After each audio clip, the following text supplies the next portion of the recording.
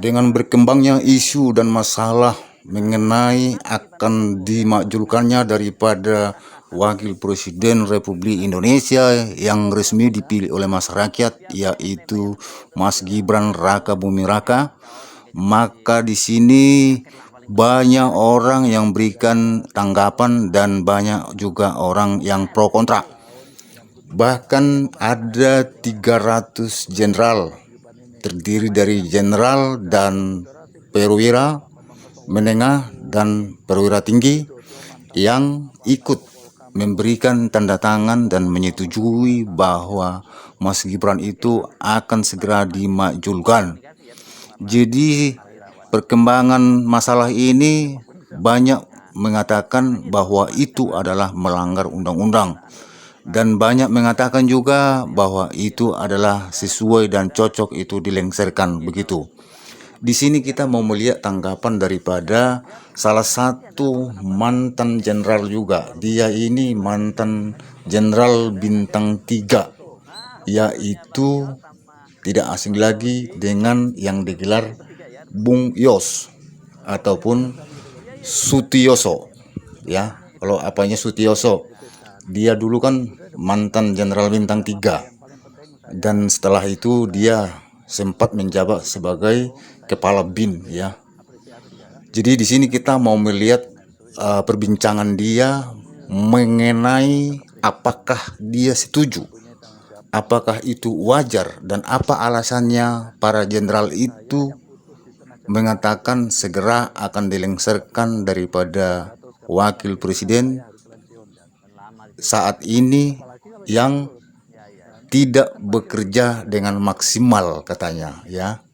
Itu alasan mereka yang banyak, ya, tidak bekerja maksimal katanya. Emangnya wakilnya Pak Jokowi kemarin itu orang tua itu gimana itu? Ada nggak itu maksimal kerjanya? Kerja apa itu? Udah pipis saja pun udah susah, macam mana mau disuruh kerja seperti itu orang tua? Jadi kenapa itu nggak di ini? Kenapa itu nggak diprotes kalau soal masalah kinerja, ya? Wakil presiden itu kan hanya pelengkap aja sebenarnya. Mana ada sebenarnya bisa dia mengambil tindakan tanpa ada presiden. Kalau dia bisa mengambil tindakan berarti udah dua lah presiden kalau begitu kan. Jadi wakil presiden itu tidak bisa berbuat apa-apa terkecuali disuruh, kecuali disetujui begitu. Misalnya macam presiden ada urusan ke sana, ya kamu dulu menangani ini ya karena aku di sana begitu. Tapi kalau dia membuat sembarangan-sembarangan begitu mana boleh. Jadi entah gimana perasaan saya, nggak tahu lah gimana orang-orang ini, ya. Jadi kita lihatlah perbincangan daripada Bung Sitioso ini dengan salah satu di komalnya Bang Hersubeno, ya. Bang Hersubeno ini ya dia sebagai pengundang lah saya rasa ini di channel dia dengan datang sebagai tamu adalah Sutioso. Sepertinya Bang Sutioso ini kayaknya setuju, ya, kalau saya lihat dia punya bahasa, dari segi bahasa dia saya perhatikan dia menyetujui juga ini supaya wakil presiden ini dimajulkan nih, ya. Ini Mas Gibran ini supaya di apa namanya dilengsarkan, kayaknya dia setuju. Tapi akan kita lihat bagaimana teman-teman menilai apakah dia salah satu orang yang setuju atau bagaimana. Kalau menurut saya dia setuju. Silakan teman-teman, mari kita lihat perbincangan mereka. Wakil Panglima TNI. Iya. Yang mengetahui adalah Wakil Presiden Republik Indonesia. Iya. Tadi ngoreksi ya, tidak semua perwira tinggi, ada 90 kolonel. Oh iya, ada kolonel ya. Enggak, maksud saya tapi ratusan. Itu kolonel senior. Iya, ratusan jenderal kan. Dan itu darah tahu darah. Yes, iya, oke. Nah, oke, mari kita bahas karena ada 8 poin ya, Bang Yos. Ya. Poin-poinnya itu. Tapi yang paling yang rame, krusial aja lah. Ya, yang paling rame kemarin justru ada poin ke-8 soal soal dicopotnya Wapres Gibran. Padahal ada poin-poin lain yang juga menurut saya cukup menarik kalau kita. Misalnya, oke, kalau soal kembali UUD 45 dan sebagainya itu agenda yang dari sudah, dulu lah, ya, itu yang selalu terus diperjuangkan oleh para senior. Juga kita mungkin mengatur resources yang benar gitu kan.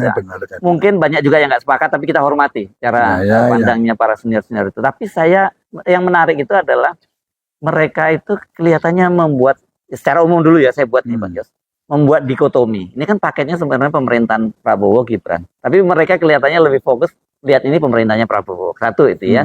Tapi poin-poinnya mari kita lihat. Misalnya kenapa saya menyimpulkan seperti itu soal Asta Cita. Mereka dukung semua itu program-program Asia Titanya Pak Prabowo, kecuali IKN. Ya, ya, ya. Itu menarik juga itu. Ya. Jadi gini ya, Bung Ersu ya, pemimpin dimanapun ya, kan berpikir yang idealis, Ya. gitu lah. Pengen punya ibu kota yang keren, yang menakjubkan gitu ya, yang lebih baik atau sejajar dengan New York atau Canberra segala macam itu sebuah pemikiran yang idealis gitu ya. Tetapi pemimpin itu kan harus bersikap, ya tindakannya harus realistis. Nah saat ini ya 5 tahun yang lalu maupun sampai sekarang ini kan, mari kita tengok kondisi ekonomi kita ya, masyarakat yang langsung lah pengangguran banyak, PHK banyak, orang yang anak yang nggak bisanya meneruskan sekolahnya, drop out dari SD udah drop out dan sebagainya itu banyak sekali ya. Ya gitu kan. Itu kan namanya perlu diprioritaskan. Tiba-tiba kita memindahkan ibu kota, di mana meskipun janjinya itu tidak dari APBN, tapi nyatanya kan justru mayoritasnya atau intinya dari APBN yang dikeluarkan kan gitu. Nah sekali lagi apakah realistis? Tetapi itu pemikiran membuat ibu kota baru itu bagus bagi di mata saya. Andai kata kecuali ya, Jakarta ini tidak berfungsi lagi. Iya. Nah mari kita coba kaji ya Bung Heru ya. Nah ini mantan gubernur ini. Nah ya makanya kita tarik dulu dari zaman Ali Sadikin ya. Tokoh Pranowo dan terusnya sampai terus Sutioso 32 tahun kemudian. Sutioso, Pajibowo, sampai Pramono Anung.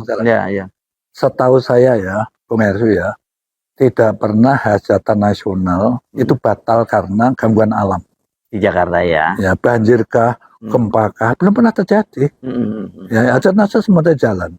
Nah sekarang oleh karena itu dulu waktu saya gubernur, saya berpikir yang realistis.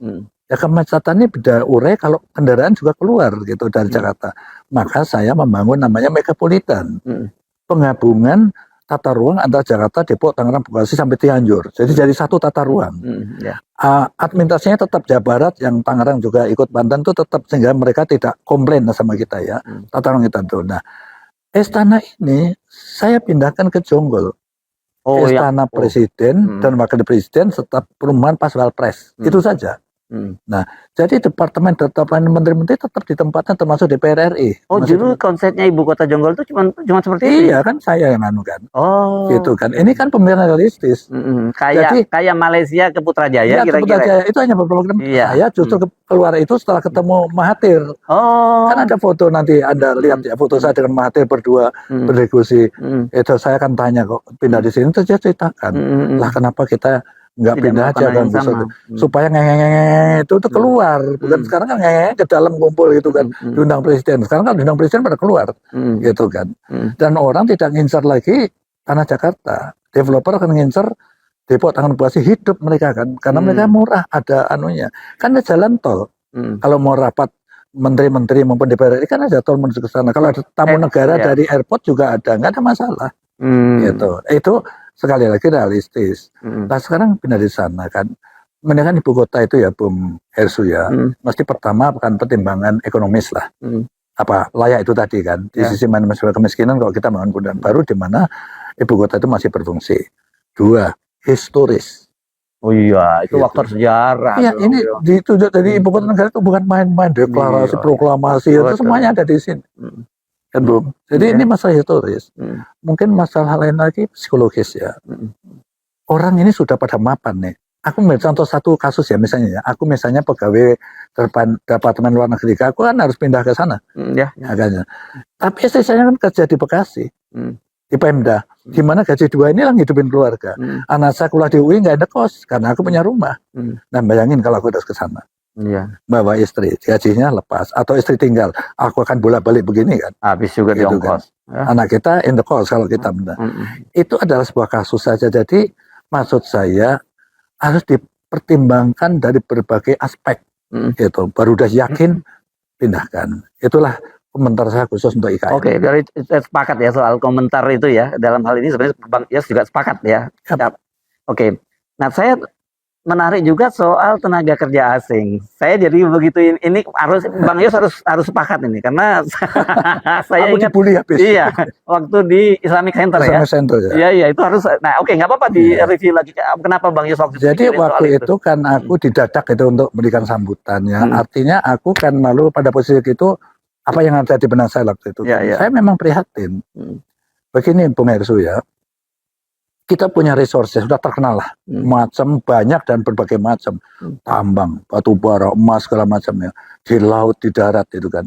Tetapi kan tidak cukup uang untuk mendevelop ini jadi uang gitu ya, untuk pembangunan kan. Maka ditantanah investor. Ya. Kita nggak peduli dari negara mana, investor datang bawa duit kan, gitu kan. Ini kecuali datangkan nanti duit, ini yang tadinya nggak diolah, tidak diolah jadi duit untuk pembangunan, membuka peluang kerja. Pada saat banyak pengangguran, banyak PHK, itu yang terjadi seperti itu kan. Nah ini investor dari Cina datang, tapi bawa tenaga kerja juga. Bawa bukan hanya tenaga kerja, mesin-mesin bekas mereka di sana dibawa juga. Nah itu kan, kalau membawa tenaga ahli itu udah wajar lah, 3-5 orang. Tapi ini kan ratusan orang, gitu. Dan dia digaji dan lebih tinggi dari ya. Sopir, tukang gali, tukang masak yang seharusnya itu bisa tangan mudah. Saya orang intelijen ya, juga berpikir yang kita berpikir yang logik saja ya, ya. Andai kata Anda jadi Jiping, ngurus 1,5 miliar manusia, kaya-kayanya resources yang dimiliki Cina, tetap akan berat. Jadi satu cara apa? Ekspor orang kan itu kan. Di negara mana nggak ada etnis Tionghoa? Aku tanya. Di Timur Timur yang kayak gitu, aku masuk pertama kali di sana ada juga. Sekarang lebih parah lagi malah kan gitu kan. Lah, oleh karena itu saya prediksi tenaga kerja asing dari Cina ini nggak akan pernah pulang ke sana. Beranak pinak di sini. Logika dari mana di sini sudah mapan hidupnya, tinggal cari istri di sini, ya kan? Kenapa kembali ke sana harus bersaing 1,5 miliar, mending bersaing dengan 200 berapa? 280 juta lah. 80 juta manusia daripada 1,5 miliar. Dan Cina kalau keluar 100 juta 200 juta juga nggak berkurang sih penduduknya. Buat kita jadi masalah. Malah alhamdulillah kalau mereka gitu kan. Iya. Kan harus ya sandang, pangan, papan, kan perumahan, hospital, sekolahan kan itu rentetannya ngurus orang kan gitu kan. Jadi amat wajar kalau para itu udah sama. Tapi gara-gara itu aku dibully habis, dituduh saya rasis. Iya. Yang saya kupas itu bukan WNI yang dari keturunan. Ini adalah TKA yang saya kupas. Jadi nggak nyambung sebenarnya dengan saya rasialis itu, rasialis ya. Iya. Oke, itu dua. Apa yang ketiga apa yang kita mesti bahas lagi soal apa? Misalnya reshuffle kan ada juga. Oh iya, reshuffle nanti kita omongin dulu apa ya selain polisi. Apa? Polisi ya. Saya tanya nih sama Bang Yos nih. Sekarang soal polisi. Kalau Bang Yos gimana? Sepakat nggak itu soal bagaimana polisi kan itu supaya dikembalikan ke fungsi Kaptipmas kan gitu ya? Ya memang Bang Yos ya. Polisi kan Kaptipmas itu kan. Ya. Polisi itu kalau dihitung dari rasio perbandingan. Ya. Jadi ada rasio itu sekian 10 orang, 100 orang, satu polisi gitu kan. Itu belum cukup. Belum cukup yang ada kan. Tapi sementara itu yang belum cukup tenaga itu dikasih beban terlampau banyak, overload jadinya. Overload gitu. Salah satu yang ekstrim saja ya, saya cerita ya. Adalah tugas menangani kelompok bersenjata di Papua. Oke. Gitu. Nah, saya cerita. Nah, itu aneh itu. Coba yuk, menarik ini. Ya. Saya ceritakan Bung Heru ya. Ini gerombolan bersenjata ini terpencar di mana-mana. Ya, saya mantan Kabin, jadi saya tahu kan. Hampir nyebar di seluruh Papua lah, gitu kan. Senjata di mana senjata ini otomatis campurannya ada AK, ada M16, ada S1, itu kan hasil dia ngerebut atau membunuh tentara atau polisi yang di pos-pos terpencil itu kan dia sikatkan. Nah, dan ingat ya, kampanye kelompok ini di dalam negeri maupun di negeri yang dipimpin Benny Wenda LSM di London itu kampanye terus kemana negara-negara untuk dukungan Papua Merdeka. Ya, jadi dia UPM dari Papua Merdeka, lihat benderanya. Dia upacara pada saat ulang tahun UPM besar-besaran, ya kan? Malah ada kemarin Bang Yos, itu perwakilan dari organisasi negara Papua Barat dikawal polisi dan tentaranya mereka bukan tentara datang membawa ini ke Polres, ke DPRD. Waduh, saya bilang ini dari negara sendiri nih gitu. Artinya kan ini sudah genting lah gitu. Iya. apalagi aku sebagai militer tentara yang malu banget gitu kan. Tiap kali lihat TV gitu digotong tentara, polisi gitu. Dan pasukan khusus elit ya. Lah ya. Terus kemarin ini apa namanya, belasan orang pekerja tambang, pekerja jalan, tenaga medis, tenaga pengajar yang memang datang dari Jawa kan, dibanting habis kayak begitu. Tuh kita nggak bisa berbuat bertahun-tahun, bro. Kan gitu. Malunya kayak apa kita? Nah, kenapa yang seperti itu dikasih label KKB, bukan separatis, gitu betul. Kan? Kalau aku anggapnya separatis dalam memisahkan diri dari NKRI. Dan itu operasi militer ya, gitu kan? Nah iya, sekarang mengandai-andai. Hal yang sama terjadi di negara bagian Texas. Kira-kira Trump mau ngapain? Ya dihajar sama tentara udah pasti. Giliran di tempat kita, kok kita jadi gamang? Kita takut nanti ada pelanggaran hak asasi manusia, selalu dihantui itu kita. Sementara ditetelin nggak gitu, orang-orang kita sama mereka, gitu kan. Dan dia taktiknya itulah hit and run. Hantam pos tentara, pos polisi yang jauh, dapat senjata, kabur. Pada saat kabur bukan ngumpul, dia masuk ke medan yang sulit, dia mencar. Gitu. Terus disuruh ngejar polisi, karena KKB itu singkatan kelompok kriminal bersenjata. Kriminal artinya ya polisi. Nah iya kan. Keamanan. Bukan polisinya, dia nggak dilatih untuk seperti itu gitu. Itu kami. Tentara pun tidak sembarang tentara dikirim ke sana. Jujur aja saya sudah punya konsep lah menyelesaikan Papua itu bagaimana gitu kan. Yang kita nggak akan direcokin lagi oleh HAM, tapi bisa selesai dengan baik itu yang memerlukan lah gitu. Taktis sendiri. Dan maaf Bung Nersu kalau tanya Bang Yus gimana, rencana aku nggak bisa cerita ya. Gitu kan. Oke, jadi menurut Bang Yus sekarang ini polisi memang overload gitu ya, dan apalagi kalau nanti ditambah dengan ada RUU Polri yang akan kewenangannya akan bertambah mensurvisi aparat penegak hukum lain, terutama penyidikannya dan sebagainya, tambah babak belur dong mereka ya, tambah berat kan? Ya tentulah logika yang kita pakai. Jadi sekali lagi berarti apa yang didengungkan para penerangan itu ya bisa dimengerti kan gitu. Bukan karena iri dengan polisi, bukan. Ya memang ya di bawah, kalau yang di atas kan ya sudah cuek-cuek aja lah. Yang di bawah itu kan terjadi kecemburuan sosial. Bung Ensu kan seringan lihat polsek diserang sama tentara, dia batalion mana gitu kan. Itu karena kita cermin ini tadi. Ada kesenjangan. Karena ini kan menyangkut kemampuan ekonomi lah gitu kan. Pangkatnya lebih rendah tapi kok lebih mapan daripada saya kira-kira. Kalau saya pernah dengar Pak Soeharto, Legend Soeharto. Dia kan pernah katanya, Legend Soeharto marinir, dia pernah tanya pada prajurit, kenapa kalian tuh kok marah sama polisi? Nah gimana dan kalau kita gajiannya sebulan sekali, mereka tiap hari gajian kan? Itu kata, itu joke-nya Pak Harto itu. Tapi ini polisi ya. Yang reshuffle kabinet itu, Bang Yos, kalau Bang Yos menilai apakah memang sudah waktunya ini reshuffle kabinet sekarang ini? Begini ya Bung, saya istilah reshuffle itu ya, itu kan dari rezim ke rezim, dari presiden ke presiden, mulai Bung Karno ya, Pak Harto, Habibie nggak sempat ya, Gus Dur, terus karena sebentar-bentarnya sekilas saja, tapi zaman Mega, terus zaman SBY, terakhir Presiden Jokowi, itu melakukan reshuffle bolak-balik kan. Reshuffle itu adalah pada satu titik melakukan evaluasi.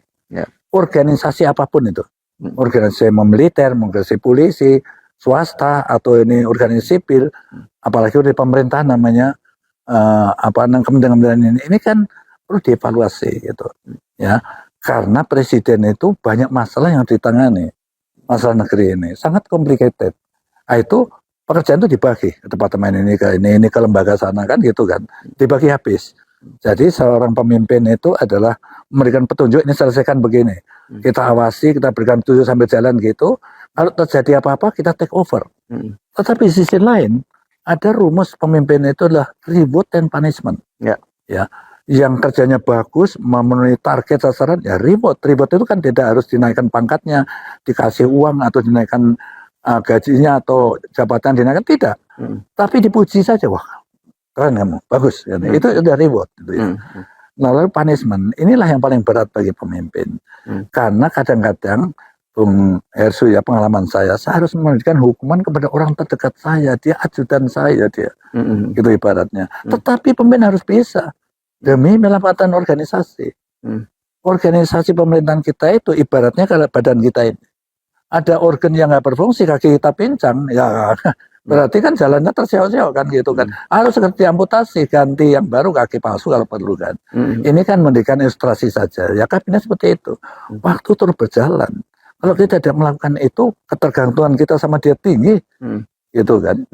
Nah, bahaya. satu lagi ada prinsip karena itu di dalam mengisi personel dalam organisasi apapun itu ada prinsip dasarnya, Bung. Apa itu? Yaitu the right man on the right place. Gitu. Apakah dia sumbernya dari sipil, TNI, Polri, apa dari partai-partai politik yang mendukung, apakah profesional, yang penting dia kompeten untuk mengenai bidang itu. Nah, pada saat sudah dipasang, sekarang pemerintahan 6 bulan, kan tadi Anda tanya, sudah saatnya belum? Saya rasa sudah cukup waktu menilai kinerja mereka 6 bulan itu. Satu lagi Bung Edi, kalau saya pemimpin ya, saya kira juga 08 juga sama pasti ya. Makanya dia bawa ke orang ke Magelang. Aku nggak bisa membaca, dia bangun apa? Kebersamaan, bangun spirit, bangun loyalitas, gitu. Jadi dalam organisasi loyalitas itu tunggal, nggak boleh kita nyimpang-nyimpang ke orang lain itu kan. Nah, oleh karena itu sekali lagi 6 bulan itu saya rasa cukup. Tetapi andai kita tidak, ya kita sabar aja, mungkin nunggu 6 bulan lagi gitu. Tetapi masalahnya yang paling penting harus dilakukan gitu kan. Nah ini tapi kalau ngomongin reshuffle tadi itu kan Bang Jas itu dalam kondisi yang bicaranya ideal, bahwa ini semua memang tim yang dibentuk oleh Pak Prabowo, dan kemudian Pak Prabowo merasa orang ini ternyata salah saya menempatkan orang di sini, atau orang ini nggak cocok di tempat ini, dia cocoknya di tempat lain. Itu sangat mungkin. Tetapi sekarang kan yang paling banyak dipersoalkan orang, dan itu meskipun Pak Prabowo coba membantahnya, itu adalah bahwa ternyata masih banyak orang yang dari tim lama, artinya ini orangnya Pak Jokowi, dan faktanya yang terjadi kemarin Lebaran itu kan mereka masih pada sowan ke sana. Kalau sowan aja nggak apa-apa mungkin karena bekas bosnya. Tapi kalau ngomong bahwa Pak Jokowi itu masih bos saya, itu kan gimana seperti itu? Ya itu tadi bisa diterjemahkan nih loyalitas ganda. Yang tidak boleh terjadi dalam satu organisasi apapun. Loyalitas harus tegak lurus kepada pimpinan yang tertinggi saat dia menjabat di mana. Gitu. Oke, mantap. Nah ini yang saya kira paling banyak ditunggu orang. Poin yang kelima kita bicara soal apa? Para purnawirawan minta agar dicopot, Gibran dicopot wakil presiden. Nah, Bang Jas gimana? Sepakatnya itu? Gini Bung Edu ya, kita berikan gambaran umum aja dulu ya. Contohnya Akmil. Pada saat dia lulus Letnan 2, ya kira-kira umurnya 23 lah. Kalau yang muda 23, aku 23 atau 24 aku lupa ya. Itu patokannya pasti jadi Danton. Mimpin 30 orang. Terus jadi Letu, terus jadi kapten 5 tahun kan. Komandan kombi dia. Ini 30 orang, 150 orang. Terus dia jadi kapten mayor letkol dan Yon 650 dia. Ini umur berapa kira-kira kalau yang letkol itu? 30. Letkol ya sudah 30-an sekian lah cara saya. Sama dengan Wapres dong sekarang kira-kira ya. Lah iya. Usia Wapres lah ya. Masih di letkol. Ya masih di batalion ya. Batalion masih 600 dan 800 orang. Terus komandan brigade 3000 sampai panglima, sampai saya menjadi kasat, sampai saya jadi pangap atau wakilnya gitu kan, sampai jadi wakil presiden kan itu yang tanda tangan itu tadi kan. Jadi tour of duty-nya juga jelas kan kalau di situ. Ada track record gini, pemimpin itu ada track record yang bisa dibaca. Jadi dengan perjalanan itu, waktu tugas itu kan sekolah, tugas ini kan semua kan masukkan otak bang kita, gitu. Nah saat menduduki jabatan tinggi yang masalah yang sangat complicated, dinamikanya sama tinggi, timbul banyak masalah. Nah seperti kredit card, kan pada saat menghadapi masalah itu ya, aku harus gimana ya, 200.000, ya sama. Kalau orang pemimpin yang direkrutnya seperti itu, pada saat ya langsung ketemu, aku harus bersikap begini, menyelesaikan dulu ini gitu. Nah, jadi sekali lagi Bung Hersu ya, kalau diberikan grafik itu gini, gitu. Nah ini kan, maaf sekali lagi ya, dulu kan kata beliau kan nggak akan membawa anak-anaknya ke ranah politik gitu kan. Dan anak-anaknya nggak tertarik. Anda tertarik kan, kalian itu tuh jual martabak, jual pisang goreng, gitu. Konon katanya sukses, oke lah. Tapi tiba-tiba turun balik ke politik kan, nyalonkan wali kota, yang satu juga wali kota Medan, dia wali kota Solo, gitu. Nah, Wali kota Solo, ini gini, aku mau cerita tentang Solo ya. Tentu beda ya, wali kota Solo, wali kota Surabaya, wali kota Semarang, wali kota Jakarta, ya kan beda lah ya. Wali kota Medan kan kota-kota gede itu Beda. kan. Ini saya 6 tahun, Bung, di sana itu kan ada grup 2 Kartosuro, Kartosuro, kandang menjangan ya. Nah, aku 6 tahun di sana, artinya main saya kan ke Solo. Saya kan, itulah potret orang Jawa itu di sana, sangat homogen. Chinese keturunan ini ngomongnya, komandan sampun dahar. Oh iya, mau sama kemauan. Aku jawabnya gitu, melepus bahasanya. Ya, artinya tidak sulit memimpin kondisi kayak gitu. Kaki 5 Pak, mboten oleh dodolan teng mriki, pindah mriko. Oh nggih Pak Wali matur nuwun gitu. Nggak bakalan terus melawan dan sebagainya. Artinya dari 2 tahun memimpin kota seperti itu kan, maaf ya, tentu ya sedikit lah. Sedikit apa tantangannya lah, tantangan dan pengalaman yang didapat. Nah, terlalu kan grafiknya kan dikira gitu, blank, langsung itu kan langsung nasional loh. Nah, aku bisa menebak pikiran para purnawirawan itu. Purnawirawan itu yang saya tebak begini, sesama warga besar TNI, tentunya saya dan semua purnawirawan mendoakan terus agar 08 dari presiden itu selamat sehat sampai 2009, syukur-syukur bisa 1 periode lagi kan gitu. Kalau enggak ini ketar-ketir ya kalau nggak terjadi apa-apa ya. Nah, ya justru itu kan, kita kan manusia kan, doa kita semua seperti itu, yakin mau dari darat, laut, udara pasti kayak begitu dibesarkan. Tapi tidak tahu kehendak Allah itu gimana. Betul. Andai kata sekali-kali, amit-amit nggak terjadi ya.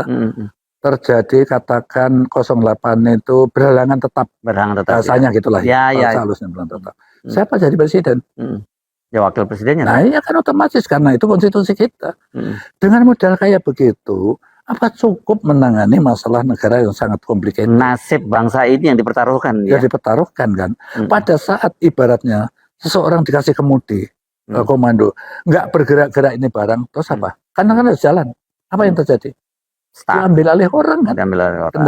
Walaupun secara tidak langsung dari luar. Dia kendalikan kan itu. Tapi kalau jalan dan kemudian nabrak-nabrak gak karuan kan juga lebih parah. Lebih maut lagi kan. Tetapi dikendalikan orang juga tetap nggak karena dia punya interest. Bukan bangsa dan negara, interest dia untuk kepentingan itu. Kecenderungannya itu ya yang akan terjadi. Inilah yang dikhawatirkan. Jadi sekali lagi, kayak begitu, sekali lagi aku ngupas dari versi saya. Menurut saya tetap itu masuk akal kan kekhawatiran itu. Gitu. Tapi kalau saya baca kan yang dipersoalkan soal proses inkonstitusionalnya. Ya memang prosesnya kan gitu, ngakali konstitusi lah. Lewat pamannya kan itu prosesnya.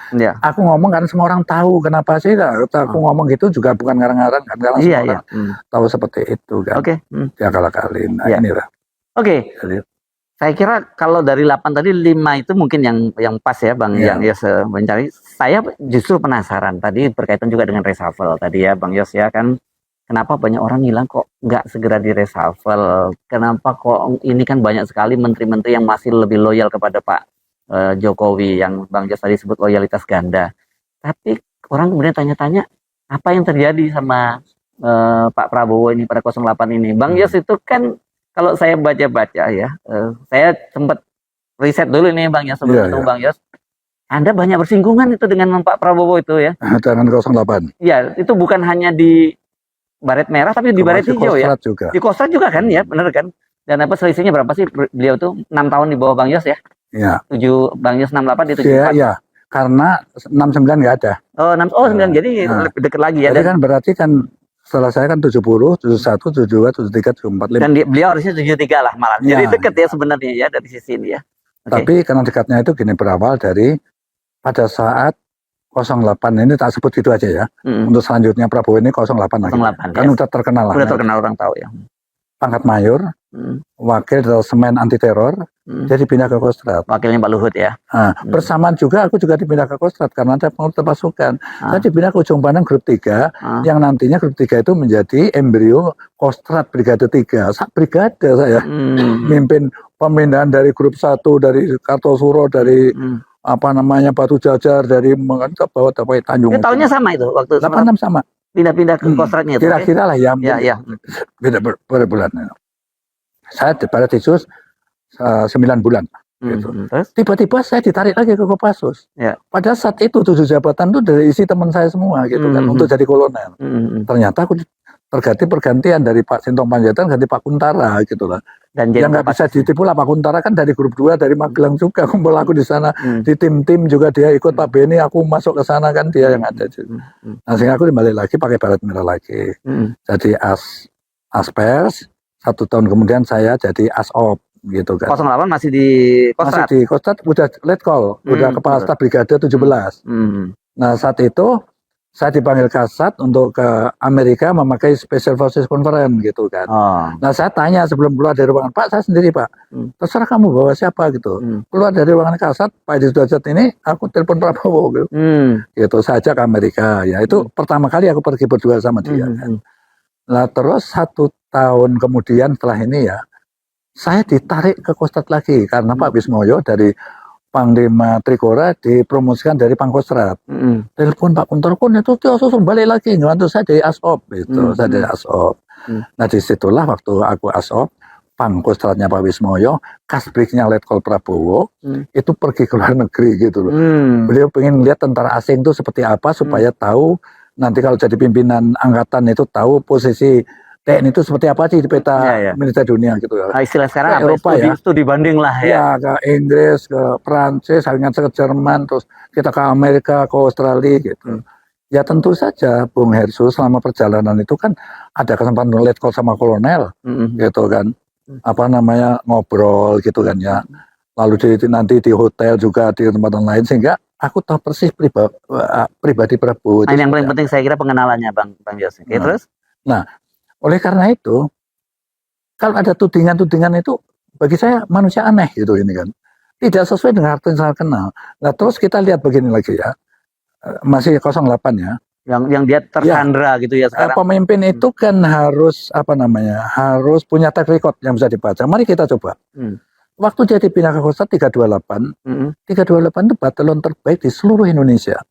Berkat 08. 08. Oke. Perlengkapannya kayak gitu, kendaraan kayak gitu dari mana? Dia biaya sendiri selalu. Terus sekali lagi waktu saya tadi kan dia di Brigade Kasbrig ya, saya Wadanjen. Tahun 93 cerita ini. Wadanjen Kopassus. Kopassus ya kan. Saya ditarik lagi Kopassus untuk ketiga kalinya tadi belum cerita kan lagi. Dia masih di sana.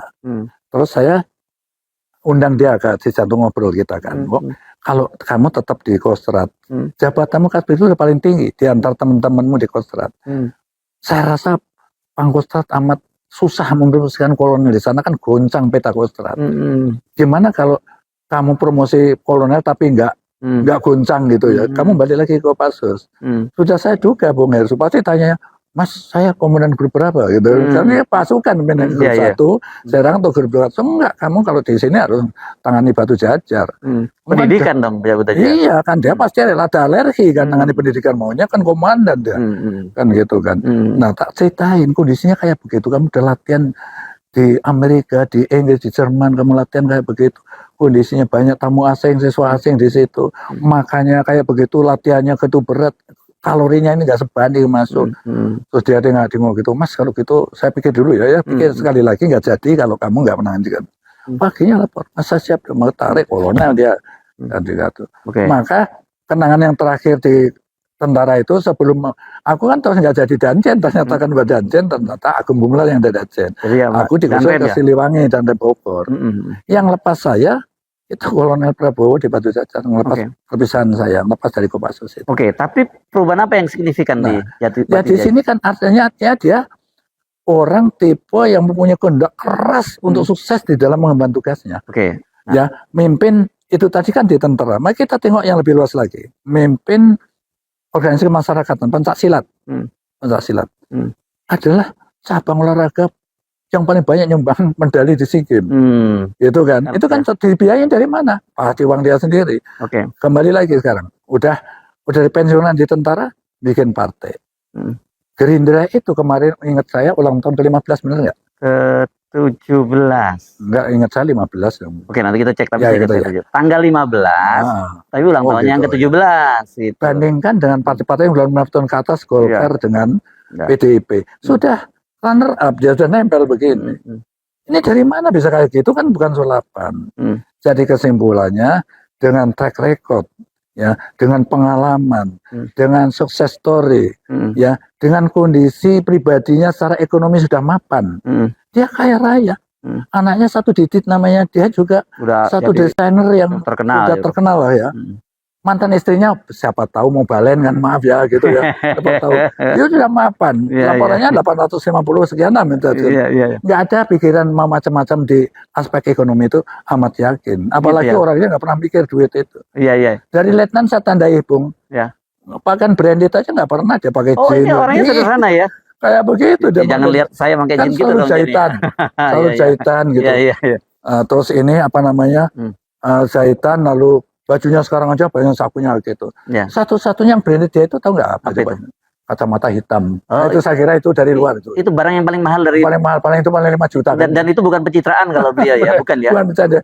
Jadi dia memang punya kesederhanaan itu murni ya, lalu dia dermawan juga murni gitu. Tapi saya pokoknya maunya Indonesia jadi yang terbaik. Iya, itu udah pasti lah. Saya nyela sedikit. Macan Asia, itu kan cita-cita dia. Ya. Ambisi itu kan bagus kan, ambisius yang buruk. Ini testimoni pribadi ya, Bang Yos. Tapi aku mau cerita sendiri, aku ada dongkol juga sama dia gitu. Dongkolnya kenapa? Pas di luar negeri kan ya, kita udah acara dengan Pak Wismoyo kan. Itu kan jenderal, aku kolonel, dia letkol kan. Udah biasa lah aku nyemir sepatu saya kan untuk acara besok. Kan sekalian samarinya Pak Wismoyo gitu. Iya. Terus setelah ini 08 nih, letkol Prabowo. Kan tiga aku kolonel. Iya. Gitu. Udah selesai gitu. Mas mau tidur. Saya terima kasih Mas. Terima kasih apa? Sepatu saya disemir. Kurang ajar sepatu dia ternyata. Bukan sepatunya Pak Wismoyo, bukan? Iya. Itu kenangan manis lah kayak gitu. Ya nggak apa-apa, aku pikir sekarang aku nyamir sepatunya presiden. Iya. Oke, saya pribadi itu punya kesaksian juga Bang Yos. Punya soal 08 yang tidak mau kalah. Pokoknya Indonesia nggak boleh kalah. Iya, the best. Ya, the best itu soal Mount Everest. Oh iya betul. Ya kan saya yang dan teman-teman Anda ngikutin itu ya, dan yang membuat bukunya itu kan. Itu waktu itu beliau danjen kan? Iya, masih danjen.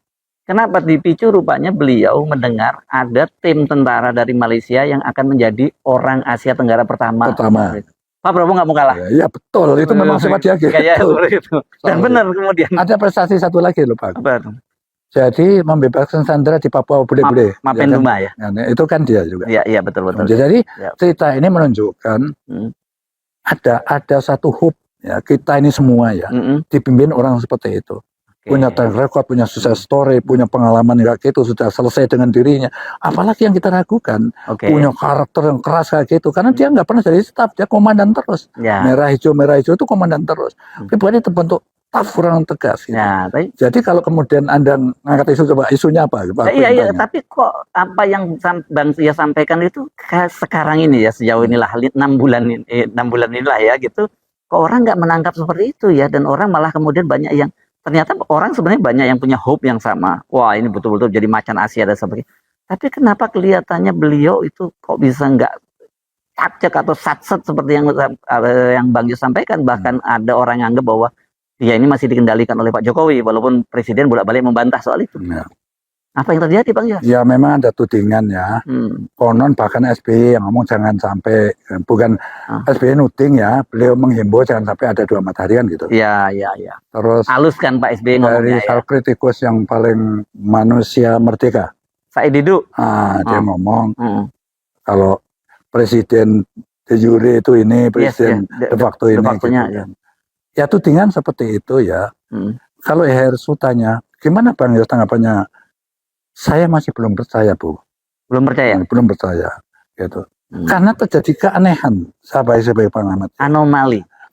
Ini karakternya seperti ini, kok tiba-tiba nggak mungkin dia seperti itu. Dan itulah. Tetapi kan kecuali saya mendapatkan sumber yang terpercaya. Siapa sumber terpercaya? Ya beliau sendiri kan, gitu kan. Kalau dengar dari beliau, aku baru percaya, karena amat yakin, nggak mungkin dia mengorbankan harga dirinya, gitu. Beliau untuk bisa mencapai sukses tugasnya, termasuk di tim-tim misalnya itu, kebenaran di lapangan apa semuanya itu kan diceritain sama para prajurit kan.